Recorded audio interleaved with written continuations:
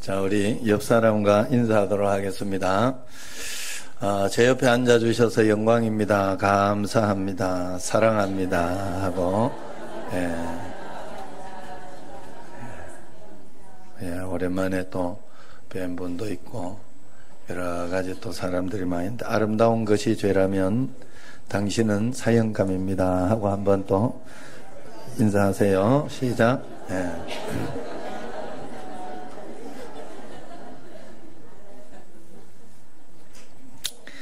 이번에 행복 컨퍼런스를 제가 다녀오면서 행복이라는 단어 외에 다른 또 한 가지 단어가 생각이 나더라고요. 조울증이라는 단어가 떠올랐어요. 그래서 많은 그리스도인들이 행복한 그리스도인이 되어야 되는데, 늘 행복하고 그래야 되는데, 조울증적인 그리스도인으로 이렇게 편차가 이렇게 있는, 좋을 때 좋았다가 또 나빴을 때는 굉장히 이렇게 나쁘게 걱정하고 두려워하고 하는 그런 삶을 살고 있는 것이 아니냐 하는 그런 생각을 하게 되었습니다. 조울증이라는 말이 양극성 장애라 그래서 조증, 즐거운 것, 그 다음에 우울증, 이것이 이렇게 기쁨과 우울이 양극단의 기분의 변화가 이제 나타나는 그런 마음의 병입니다. 좋을 때는 미친 듯이 좋았다가 어느 순간에 극단적으로 또 우울감에 푹 빠져가지고 죽고 싶은 그런 마음이 생기는 그런 마음의 병이죠. 성도들 가운데도 이렇게 하루에도 수도 없이 냉탕과 온탕을 오가는 그런 극단성을 나타낸 사람들이 많이 있다는 거예요. 자신이 원하는 대로 잘 되면 기쁨이 넘쳐서 은혜를 주체할 수 없는 듯 하지만, 또 원하는 대로 되지 않으면 깊은 침체에 빠져서 실망하고 낙심하는 그런 상태를 반복하는 겁니다. 아마 모르긴 몰라도 대부분의 그리스도인들에게서 나타나는 특징이 아닐까 싶습니다. 아주 심각한 수준은 아니더라도 우리가 인간인지라 누구나 이런 모습을 가지고 있을 수 있습니다. 문제는 우리가 늘 하나님을 믿는다고 고백하면서 왜 이런 신앙의 기복적인 그것을 반복하고 있느냐 하는 것이죠. 우리는 늘 하나님 안에서 행복하고 항상 기뻐하고 범사에 감사하는 그런 삶을 하나님 앞에 살아야 된다 하는 것이죠. 그것은 우리가 예수님을 믿고 살아가는 것이 어떤 의미인지 제대로 몰라서 그런 것이 아니냐 하는 생각을 해볼 수 있습니다. 사실 우리가 예수님 믿는다고 하지만은 막연히 추상적이거나 혹은 예수님은 그저 우리의 필요를 채워주시는 분, 내가 할 수 없는 일을 대신 감당하시는 분 정도로만 믿고 살아갈 때가 많이 있어요. 그렇지만 우리가 예수님을 믿는 것은 우리의 필요를 손쉽게 채울 수 있는 초월적인 힘을 소유하는 것이 아니고, 우리 삶 속에서 주님과 동행하는 문제, 우리의 실존에 관한 문제, 내 삶에 하나님께서 내 삶을 간섭하시는, 그래서 내가 주님과 함께 함으로 내가 늘 당당하고 담대하고 기쁨으로 살아가는 그런 이야기를 하는 것입니다.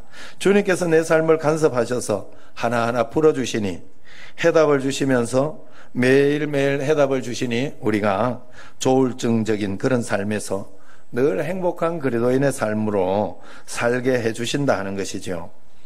바울이 오늘 갈라디아서를 쓰게 된 근본적인 이유가, 갈라디아 교회에 유대교 출신의 거짓 교사들이 침투해서 예수 그리스도를 믿음으로 구원받는 사실을 왜곡해서 율법적으로 그렇게 하는 것으로 이렇게 왜곡을 했어요. 그 신앙을 논란을 일으켰기 때문에 바울은 우리가 예수님을 믿고 구원받는다는 것이 어떤 것인지를 다시 한번 이야기해 줄 필요가 있었던 거예요. 그래서 어떻게 살아가는 것이 예수님 믿는 것인가를 한번 다시 설명하는 겁니다. 그래서 이 본문을 기록했어요. 그 중에서도 오늘 본문은 사도 바울의 믿음의 도리와 구원받는 사람의 삶에 대해서 핵심적인 이야기고, 예수님께서도 늘 우리로 하여금 몸소 행해서 보여주신 그런 말씀이죠. 예수님이 우리에게 가르쳐 주신 제자도입니다. 그래서 바울은 이렇게 여러분 오늘도 우리가 내가 잘 믿고 있다고만 생각을 하면 안 돼요. 교회만 왔다 갔다 한다고 이렇게 잘 믿고 있는 게 아니에요. 내 삶 속에 늘 기쁨이 있고 행복한가? 이걸 점검해 보셔야 돼요. 내 마음 속에 이 기쁨이 어느 날 사라지고 행복감이 사라져 있다. 그러면 이게 내가 예수님을 믿어도 잘못 믿고 있구나. 이렇게 점검을 하면서 여러분들이 늘 행복한 삶을 살아가도록 그렇게 해야 된다 하는 거예요. 우리가 늘 행복한 삶을 하나님 앞에 살아가려고 하면 어떻게 해야 될까? 오늘 말씀에서 한번 해답을 찾아보려고 합니다. 사도 바울이 이야기한 것은 예수님을 믿고 살아가는 것은 가장 먼저 나의 옛 사람의 죽음을 의미한다. 그렇게 이야기를 하고 있어요. 내가 그리스도와 함께 십자가에 못 박혔나니, 이게 예수님 믿는 것의 첫 번째 이야기입니다. 바울 자신은 그리스도와 함께 십자가에 못 박혔다고 자신의 옛 사람의 죽음을 분명하게 이야기하고 있어요. 옛 사람의 죽음이 없는 것은 그것은 믿는 것이 아닌 것이에요. 사도 바울이 새로운 삶을 살아가게 된 것은 예수 그리스도와 함께 십자가에서 죽은 그 삶을, 그 고통스러운 죽음의 과정을 거쳤기 때문이다 하는 거예요. 우리가 그리스도 안에서 살아간다는 것은 나의 옛 사람을, 하나님을 알지 못하던 때에 나의 만족과 욕심만을 추구하며 살아가던 과거에 내가 죽었다는 것을 의미하는 거예요. 과거에 내가 이제 돈이 전부이고 또 명예가 전부이고 내가 높아지는 것, 내가 잘 사는 것, 부유한 것, 이런 것이 나의 모든 것이었다면 이제 그 삶에서 바뀌어서 이제는 그 옛자는 죽은 것이고 이제는 새로운 사명, 새로운 의미, 삶의 의미, 하나님 앞에서 그런 삶의 의미로 하나님 나라의 삶으로 이제 바뀌었다는 것을 의미합니다. 흔히 나는 죽고 예수로 사는 것이다, 이것이 신앙이다 이야기하면 뭔가 거창하게 이렇게 들을 수 있지만 거창한 게 아니에요. 그냥 쉽게 말하면 옛날 내 습관, 옛날의 내 고집, 이것을 버리는 거예요. 이게 나는 죽고 예수로 사는 거예요. 신앙은 과거로부터 손을 씻는 겁니다. 하나님 말씀에 어긋난 생각과 목표를 그냥 내려놓는 거예요. 하나님의 뜻과 무관하게 살던 삶을 포기하는 거예요.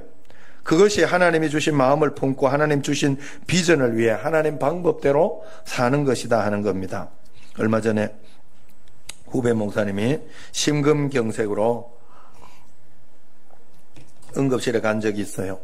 이제 심근경색으로 이렇게 응급실에 가서 이렇게 스프링인가 그걸 이렇게 넣어 놓은 사람은 운동도 잘 못 하신다고 그러더라고요. 그 정도로 이제 좋지 않은 건데, 거기를 다녀오더니 삶과 죽음이 한순간입니다. 그러면서 더 가족들 또 더 이렇게 교회에 더 잘 충성하면서 하나님 말씀에 잘 순종해야 되겠다 다짐하게 됐다 이야기를 하더라고요. 그러면서 의사가 이제 심근경색이 한번 왔기 때문에 이제 너무 무리한 운동이나 그런 것 하지 말고 기름진 것도 먹지 말고 커피도 끊고 밥도 너무 많이 먹지 말라고 그렇게 이야기하더랍니다. 그 이야기를 듣고 보니까 자기가 좋아하고 익숙해하던 그 습관들을, 생활 습관들을 다 버려야 돼, 바꿔야 되겠더라 하는 거예요. 열심히 자신의 생활 습관을 그래서 지금 바꾸고 있다고 그래요. 운동은 저하고 같이 이렇게 하는데 지금도 운동하다가 조금 무리가 된다 싶으면 그냥 쉬어요. 쉬면서 그냥 이렇게 조율을 하더라고, 조정을 하더라고요. 아무리 시술을 받고 약을 잘 먹어도 병든 습관을 바꾸지 않으면 건강하게 살아갈 수 없다는 거예요. 우리 믿음도 마찬가지입니다. 예수님께서 우리를 위해 십자가에서 죽으시고 생명과 은혜를 주셨어도 우리가 여전히 옛 사람의 생각, 습관, 그것을 가지고 살아가면 새 생명의 기쁨, 은혜, 행복을 누릴 수가 없어요. 옛날 방식대로 살아가면 절대로 하나님이 주시는 기쁨은 누릴 수가 없습니다. 그래서 교회를 많이 다니는 것이 중요한 게, 어떤 내가 직분을 가지고 있느냐가 중요한 게 아니에요. 물론 그것이 하나님 안에 잘하고 있으면서는 굉장히 중요하죠. 상급과도 연결이 되어 있지만은 그것이 내 삶의 변화가 없으면서 그러한 것만 있으면 안 된다 하는 거예요. 믿음으로 내 삶이 변화하는 것이 굉장히 중요하다 하는 거예요.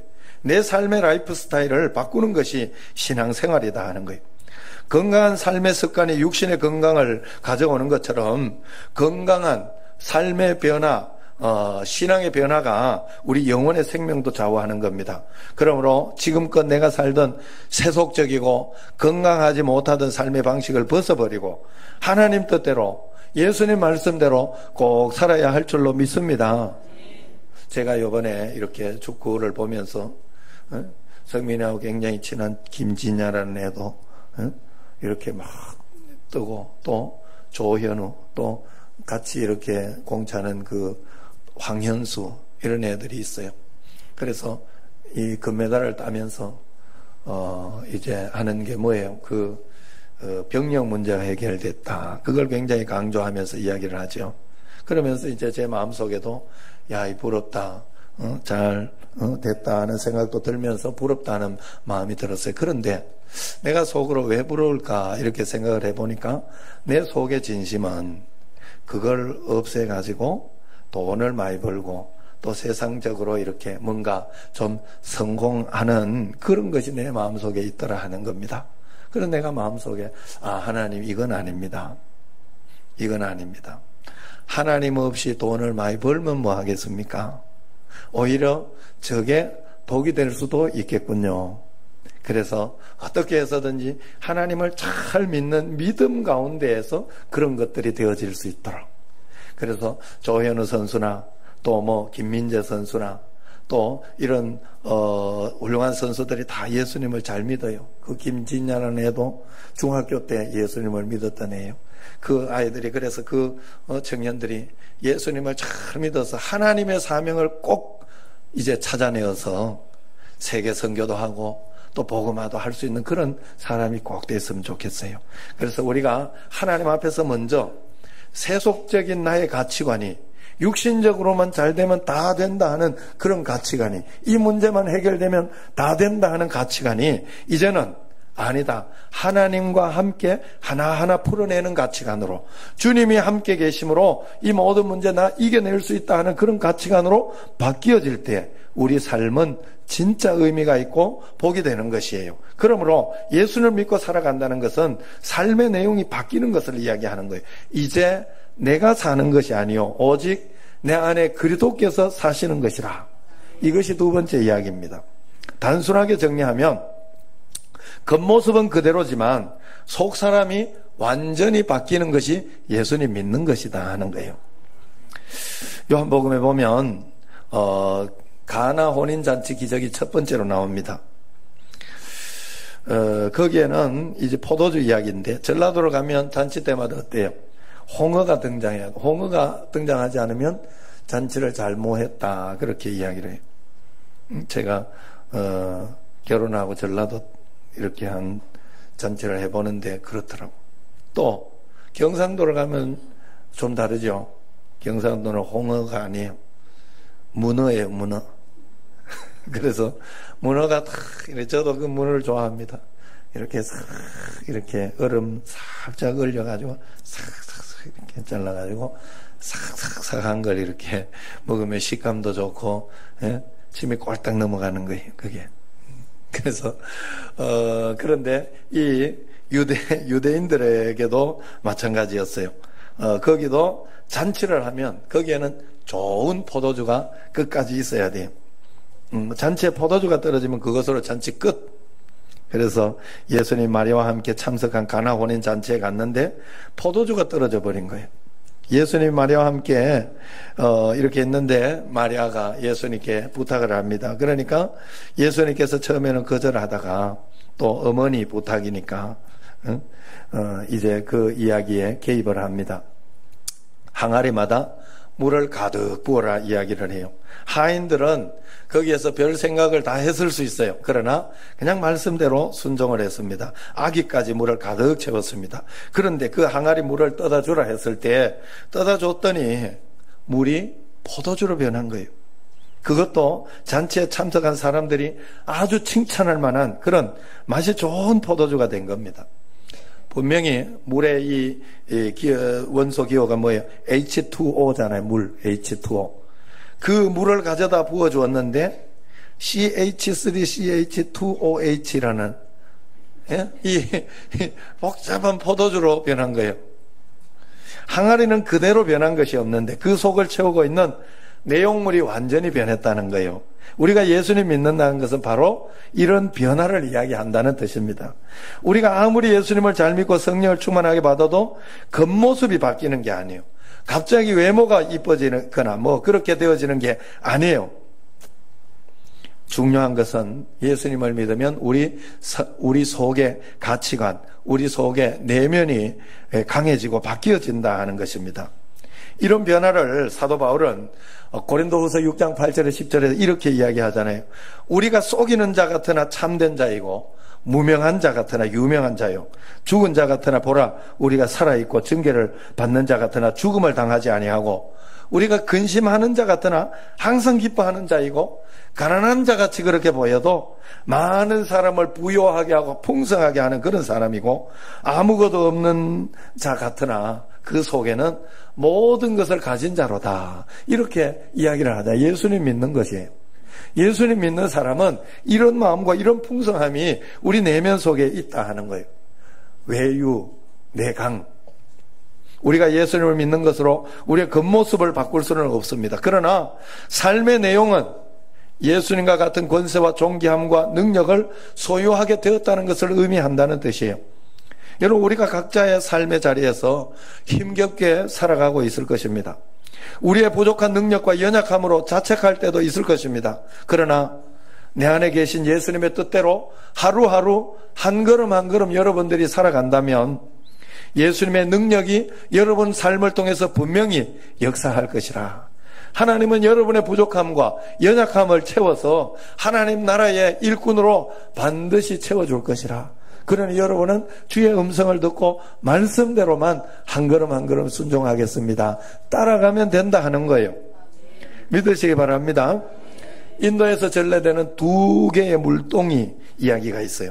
인도 마을에 2개의 물동이를 양옆에 쥐고 매일 물을 나르는 물지개꾼이 있었습니다. 물동이 중 하나는 흠없이 성한 것이었는데 다른 하나는 중간에 이렇게 구멍이 나 있었어요. 금이가 있었던 거죠. 그래서 물을 담아 나르는 도중에 물이 계속 새어나가서 목적지에 이를 때가 되면 항상 그 구멍 난 만큼은 물이 새어나가고 물이 반밖에 남지 않는 거예요. 흠이 있는 물동이는 어느 날 물을 반밖에 늘 나르지 못하는 그 지게꾼이 불쌍하기도 하고 또 자기 자신이 부끄러운 거예요. 그래서 지게꾼에게 미안한 마음으로 이렇게 이야기했다고 합니다. 전래되는 이야기이기 때문에 이 물동이가 이야기하는 거예요. 물동이가 이제 주인에게 이야기합니다.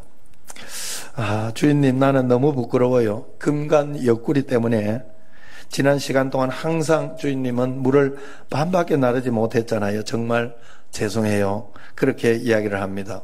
그 이야기를 들은 지게꾼이 이제 대답을 하죠. 걱정하지 마라. 우리가 매일 함께 지나던 길가를 한번 자세히 살펴보렴. 내 쪽에 따라서 꽃이 피어 있는 것이 보이냐? 물동이 옆에 있는 여기 물새인 그쪽에는 꽃이 피어 있나? 쭉 꽃이 피어 있는 거예요. 꽃이 피어 있는 것이 보이냐? 네 흠을 통해서 흘러나온 물줄기 덕분에 저 길가의 꽃들이 저처럼 저렇게 아름답게 피어 있는 거란다. 네가 아니었다면, 너의 깨어진 것이 아니었다면 이렇게 아름다운 꽃길이 만들어질 수 없었단다 라고 이야기한 거예요. 물동이와 같은 것이 우리의 인생입니다. 우리 자신의 존재와 의미가 오직 우물물을 길어오는 데만 있는 줄 알고 자신의 깨어짐 때문에, 자신의 부족함 때문에 낙심하고 어려워하기도 하지만 하나님은 그 깨어진 물동이 같은 우리의 깨어짐과 연약함을 통해서 더 놀라운 일들을 이루고 있음을 우리가 믿어야 한다 하는 거예요. 우리가 하나님의 은혜 가운데 살아가고 있다면 모든 일을 통해서 하나님은 우리를 유익하게 하시고 언제나 가장 좋은 것으로 합력하여 선을 이루고 계시다는 것을 믿으시기를 바랍니다. 여러분, 그러므로 우리가 예수 안에 있으면 모든 것을 가장 좋은 것으로 인도하시는, 가장 좋은 하나님 성령의 열매로 인도하시는 하나님을 믿고 말씀대로 순종하며 따라가는 우리가 되어야 합니다. 그러니까 우리가 세상을 향해서 조금 더 차분하고 조금 더 여유 있게, 그리고 담대하고 당당하게 살아갈 필요가 있다는 뜻이죠. 그러므로 사도 바울은 고린도후서 4장 8절에 10절에서 이렇게 이야기합니다. 그러므로 우리 예수님 믿는 사람은 사방으로 우겨쌈을 당하여도 쌓이지 아니하고 답답한 일을 당했는데도 낙심하지 않는 사람들이고 핍박을 받았는데도 버림받거나 실패하지 않는 사람이요, 거꾸로 뜨림을 당하였는데도 망하지 않는 사람이요, 우리가 항상 예수 죽인 것을 몸에 짊어지면 예수의 생명도 우리 몸에 나타나게 하려 함이라 말씀하신 겁니다. 우리가 아무리 사방으로 포위되고 답답한 일이 생기고 죽을 것 같은 어떤 그런 시련이 주어져도 우리는 안 망한다는 거죠. 오히려 이런 인생의 십자가가 주어진 것은 우리를 무너뜨리려는 것이 아니라 예수의 생명이 내 삶을 통해 내 몸에 나타내게 하기 위한 것이라 하는 것이에요.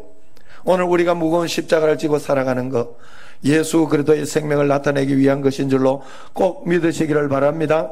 그러므로 여러분, 당당하고 진솔하게 오늘 하루를 주님이 나와 함께 계시니 나는 힘있게 살아가겠다 다짐하시기를 바랍니다. 그래서 그 삶이 어떤 삶이냐, 마지막으로 사도 바울은 그렇게 이야기합니다. 나는 죽고 예수로 사는 삶을 이렇게 설명해 놓고 있어요. 이제 내가 사는 것은 나를 사랑하사 나를 위하여 자기 자신을 버리신 하나님의 아들을 믿는 믿음 안에 사는 것이라. 하나님이 나를 붙잡아 주시고 역사해 주셨으니 내가 너무 고맙고 감사해서 하나님을 너무 사랑하는 마음으로, 그래, 여러분, 우리가 실수를 하고 잘못하기도 하지만 바꾸고 변화되고 또다시 그렇게 다시 일어서는 것은 주님이 나를 사랑하시니까, 내가 여기서 실망하고 넘어질 수 없으니까 주님 사랑하는 마음으로 그렇게 한 걸음 한 걸음 살아간다 하는 거예요. 바울이 어떤 사람이었어요? 지금까지 자신의 학문과 가문을 자랑하면서 누구보다 종교든 열심히 전부인 줄로 알고 예수님을 그렇게 반대하며 살았던 사람 아닙니까?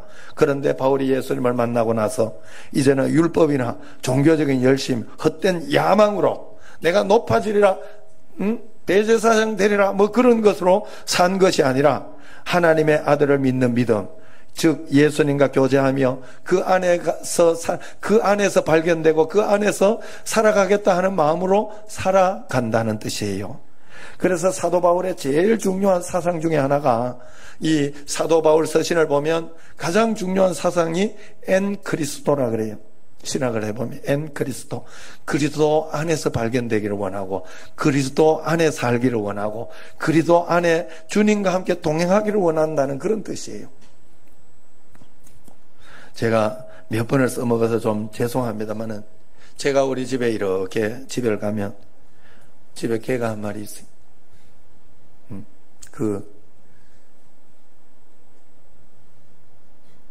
김은희 집사님 언니가 죽어간 거예요. 언니 아니구나, 어머니가 죽어. 난 우리 교회에 잘 있을 줄 알고 내가 받아가지고 내가 잘 길러주겠다 그랬는데 죽어 떠나가 버린 거예요. 저 서울로 가버렸지. 그래도 그놈이 그렇게 귀하고 이쁘고 그래. 그런데 너무 짖어요. 여러분도 여기 있다가 보면 몇 번씩 들을 거예요. 짖는 걸. 또 똥오줌도 이게 못 갈아요. 이게 화장실에만 가서 싸줘도 얼마나 고맙겠어. 그런데 이렇게 함부로 싸요. 그래 펜스를 우리 집에 더 이상 그 거실까지 못 들어오라고 지금 화장실 앞에 펜스를 쳐놨어요. 지금 그런 정도예요. 그런데도 이놈은 사랑을 받고, 오늘도 이렇게 내가 보면서 보니까 밥그릇에 밥이 가득 차 있고 물이 가득 채워져 있더라. 야, 먹고 살 걱정은 없구나 너는. 그래, 이제, 이래 보니까 왜 그렇게, 대접을 받고, 왜 그렇게 또 사랑을 받고 그렇게 할까? 생각을 해보면, 그놈이 똥을 잘 안 싸주고, 짖지 않아주고, 잘 가르쳐줘서 내가 사랑하는 게 아니요. 왜? 개라고 다 사랑하는 것도 아니에요. 여러분, 개 있는 사람은 알아요. 남의 개는 별로 안 사랑스러워. 자기 집 개만 좋아. 신기해요. 왜 그런가 하면, 집에 가면, 일단 문 앞으로 쫓아오는 거예요. 문 앞으로 쫓아오고, 계속해서 주인을 보고, 계속 꼬리를 흔드는데, 꼬리 흔들다 운동이 될 것 같아. 내가 보면 꼬리가 흔들면 온몸이 비틀어지고 꼬리 흔들라고 하네. 아이고, 참. 내가 그만 좀 꼬리 흔들어라. 내가 그래도 계속 흔들어, 계속. 그러면서 주인만 바라보는 거예요. 주인만 바라보고, 뭐 주는, 그래가지고, 앉아. 그러면 또 이렇게 앉아요. 또 뭐 줄 거 있을까 싶어가지고 주거든. 앉아. 그래가지고 말 잘 들으면 꼭 간식도 주고, 그렇게 하니까, 그러면서 주인을 따라. 그게 다요. 그게 다. 네. 우리가 하나님 믿는 게 뭐 그래 어려운 것 같고 그런 것 같아도 아니더라고요. 내가 덜 죄지 가지고 내가 더 막 그렇게 해서 하나님이 날 더 사랑하고 그런 게 아니더라고. 얼마나 더 하나님을 향해서 바라보고 하나님을 더 사랑하고 하나님께 더 가까이 가려고 하느냐더라고. 결국은 그거밖에 없어요. 그러면 다 용서가 되고 다 이해가 되고 다 치워줘요, 하나님이. 그게 바로 우리가 하나님을 믿는 거예요. 여러분, 하나님만을 바라보는 것이 굉장히 중요해요. 하나님만 바라보고 있으면 우리가 바라보지 않을 때 주는 부스러기나 이런 것은 우리가 못 얻어요. 부스러기, 은혜. 그게 진짜 믿음 있는 사람의 고백 아니었어요? 그 수로보니게 여인. 예? 부스러기, 은혜. 이방인은 개와 같다, 내가 안 준다, 이렇게 이야기하니까 개들도 주인의 상에서 떨어지는 부스러기 먹지 않습니까? 부스러기라도 주십시오. 이야기한 큰 믿음. 여러분, 주님의 부스러기가 오면 얼마나 큰 은혜가 있고, 우리가 주님 바라보다 보면 그 부스러기를 하나님 주시는 거예요. 부스러기를 이렇게 생각해 볼 수 있어요. 개미하고 사람하고를 한번 생각해 봅니다. 개미는요, 이렇게 어느 날 이렇게 보면 개미가 이렇게 좀 기분 나쁘다 이러면 우리가 가서 물 요것만 부어도 뭐 큰 거 할 것도 요것만 부어도 아이고 큰 홍수가 나잖아. 큰 홍수. 개미는 이게 어느 날 자기한테 그게 부어지면 이게 무슨 날벼락인가 그렇게 할 거예요. 또 이렇게 너무 일을 하는 게 해서 숟가락으로 밥 숟가락 한 숟가락 우리가 딱 떠줬어. 그러면 개미는 그날 몇 천만 원짜리 이게 하루에 한꺼번에 팍 들어. 우리한테는 그게 아무것도 아니지만 개미한테는 굉장히 놀라운 일이요. 굉장한 일이요. 우리가 주는 부스러기가 굉장한 거예요. 또 한번 생각해 보세요. 개미를 이렇게 여기 길가에 있다가 차에 죽겠다 싶어가지고 요걸 들어가지고 저쪽으로 옮겨가지고 저 산에 갖다 놨다. 공간 이동. 순간적으로 이 공간 이동을 한 거예요. 얼마나 개미한테 놀라운 일이 일어났어요. 상상할 수 없는 일이 일어났어요. 우리가 하나님의 은혜를 받고 하나님의 역사를 보면요, 상상할 수 없는 일들이 이 땅에 많이 일어나는데 하나님으로서는 아무것도 아니요. 아무것도 아니요. 그런데 우리는 하나님을 오해해가지고 내가 자꾸 하나님 되려고 하니까 하나님을 부르짖고 하나님을 사랑하고 주님을 간절히 찾는 자가 만난다고 하지 않아요? 주님을 사랑하는 자가 사랑을 입는다고 하지 않아요? 그렇게 하지 않아도 우리는 만난다고 생각해. 그건 굉장히 교만한 거예요. 하나님 입장에서는 그렇지만 우리 입장에서는 그렇게 해서는 안 돼요. 우리가 부족하기 때문에 하나님을 만나기 위하여 우리가 간절한 마음으로 주님 앞에 나아가고 그렇게 할 때 그것이 하나님 앞에 통하는 거예요. 그래서 성경에 보면 상달된다고 해요. 상달된다고. 하나님 앞에 하나님이 안 들으시는 기도 어디 있어요? 그런데 상달이 안 된 거야. 하나님 앞에 도달하지 않았다는 거예요. 그 정도 그 마음 가지고는 안 된다는 거예요. 하나님이. 우리가 정말로 하나님 앞에 절실하게 기도하지 않고 주님 앞에 나와 기도하지 않는 이유 뭘까? 이유는 한 가지요. 살만하니까 그래요. 아직도. 여러분 정말로 간절하면 간절한 행동을 하게 돼 있어요. 그러므로 우리가 하나님 앞에 간절한 마음으로 나는 주님 없이는 안 됩니다. 주님이 내 삶의 모든 것입니다 하는 그런 마음으로 우리가 주님 앞에 꼭 기도하고 주님 앞에 착 달라붙어 있어야 돼요. 주님만을 사랑하고 주님만을 의지할 때 내가 잘하고 못하고 이것이 문제가 아니라 하나님께서 나를 인도하시고 역사해 주시는 그 삶을 하나님이 나를 지으셨기 때문에 하나님이 나를 가장 잘 아신다 하는 거죠. 그 삶을 우리가 살아낼 수 있다 하는 거예요. 그러므로 주님이 우리에게 요구하시는 것은 딱 한 가지예요. 우리가 더 주님을 사랑하고 기뻐하고 주님과 깊은 교제를 가지는 것이 하나님이 원하는 거예요. 그러면 다른 것 다 오게 돼 있어요. 다 오게 돼 있어요. 요한계시록에 나오는 7교회 가운데 책망받은 교회의 특징이 뭐예요? 예수님을 향한 열망을 잃어버렸다는 겁니다. 그들은 모두 부유했고 규모도 컸고 안정적이었어요. 그들은 많은 물질을 바치고 주일이면 교회에 예배하고 종교적인 의무를 다하는 것으로 자신의 믿음에는 문제가 없다 생각했어요. 하지만 주님은 라오디게아 교회를 향해서 내 입에서 너를 토하여 내리라 그렇게 경고했습니다. 하나님은 우리의 돈이 필요하실 만큼 가난하지 않고 우리가 손을 빌려야 할 만큼 우리 손을 빌려야 할 만큼 무능하지 않아요. 하나님께서 우리가 원하는 것은 우리 자신뿐이다 하는 겁니다. 그래서 에베소 교회를 향한 주님의 권면의 말씀이 너희가 첫사랑 처음 마음을 회복해라 하는 것 아니었습니까? 미국의 16대 대통령 아브라함 링컨 이야기만 하고 마치겠습니다. 아브라함 링컨이 이렇게 이야기했어요. 모든 것이 나를 떠난다 하더라도 오직 내 안에 한 분만 계시면 된다. 그분이 예수 그리스도다 라고 할 정도로 주님을 사랑하고 임재 가운데 살아갈 소망했어요. 한 번은 남북전쟁이 한참일 때 부관이 링컨에게 이야기했다죠. 각하 이렇게 어려울 때 하나님이 우리 편이면 얼마나 좋겠습니까? 그랬어요. 그랬더니 링컨이 이렇게 대답했죠. 하나님은 언제나 우리 편이라네. 내가 기도하는 이유는 내가 하나님 편에 잘 서 있는지 그렇지 않은지 살피는 것이라네.